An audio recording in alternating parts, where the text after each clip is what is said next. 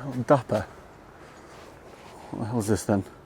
Mention Oslo to anybody and you normally get 2 questions. Isn't it £10 a pint there? And that's the capital of Sweden, isn't it? The answers are simple. Only if you're British. There are other currencies, you raging populist. And come on. Today I'm going to show you the neighbourhoods that strike fear at the hearts of hard-working people everywhere. The neighbourhoods where you don't know your shabby chic from your pretty bleak. A bit like The Wire then, but instead of heavily tooled up drug dealers with names like Snot, Buggy and Murder, hipsters. This is the Oslo Hipster Survival Guide.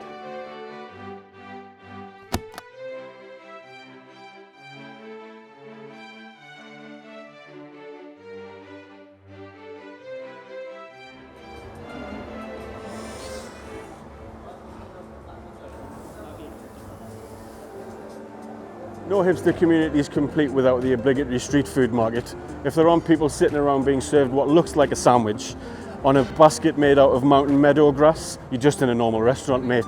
Jam jars, bits of broken roof tile are the surefire sign you're in a hipster street food market like Vippa.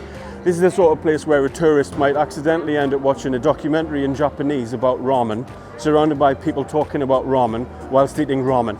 I did that. Konnichiwa. Confusingly, even though this place is called Vulcan, it's got nothing to do with pointy-eared, green-blooded goody two-shoes. It just means volcano, you idiot. That's because there's a thermal spring 350 metres below the surface that powers all of the hyper-trendy hotels and bars here, which is pretty smug. Ooh. Oddly, quickly, these are made where I'm from. They're made in like a really tiny village called Hexham, just massive in Oslo. Dapper. What the hell's this then? Like a fixie bike shop or a monument to beard care or something? Oh, whatever. If you've wandered into a neighbourhood where faces are just fleshy picture frames for ostentatious beards and there are literally thousands of Italian greyhounds sashaying past literally thousands of homeless French bulldogs, don't worry, you haven't banged your head, you're probably just in Grünerløkka.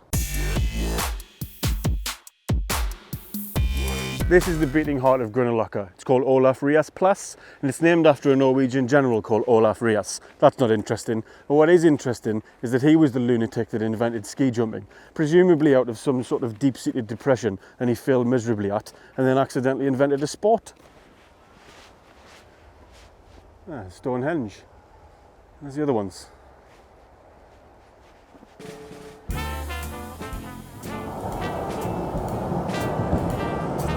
Everyone knows that your well-established meal times like breakfast, lunch and dinner are for 9 to 5 squares, like your mum.